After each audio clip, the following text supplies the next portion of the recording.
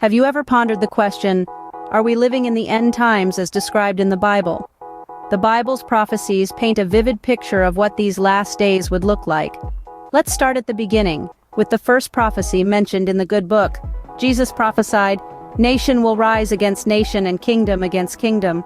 This alludes to war on a large scale, a world where peace is stripped away. Then comes famine.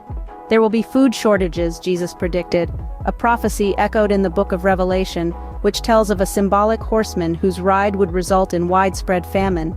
Next, we find references to great earthquakes. These natural disasters would occur in one place after another, causing suffering and loss of life on a scale never seen before. In addition to these physical calamities, the Bible also speaks of pestilences, or epidemics of terrible diseases. It also warns of an increasing of lawlessness, a surge of crime that would mark the last days. But man's disregard for the planet doesn't stop there. The book of Revelation foretells mankind ruining the earth, not just through violence and corruption, but through environmental harm as well.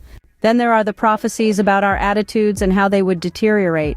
People would become unthankful, disloyal, not open to any agreement, slanderers without self-control, fierce without love of goodness, betrayers, headstrong, puffed up with pride.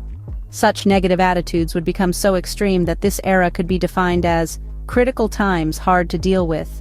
Family, a bedrock of society, would also suffer. The Bible warns of a time when many people would lack natural affection for their family, and children would be disobedient to parents.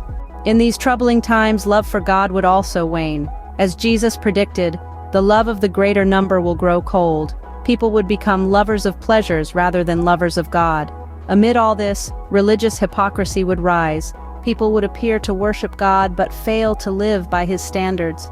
However, the end times would also bring increased understanding of Bible prophecies. The book of Daniel indicates that in the time of the end, many would gain a clearer understanding of Bible truth. Moreover, Jesus prophesied that this good news of the kingdom will be preached in all the inhabited earth. Yet, despite this global preaching work, widespread apathy and ridicule would persist. Some would dismiss the evidence of the end times, while others would outright mock it. But the key to recognizing the last days lies in the simultaneous fulfillment of all these prophecies. As Jesus said, "You know that it is near." So, are we living in the last days? Given the state of the world today, it seems the evidence points to a resounding yes. The prophecies are unfolding before our eyes, a sobering reminder of the times we live in, but with understanding comes hope, a beacon of light in these tumultuous times.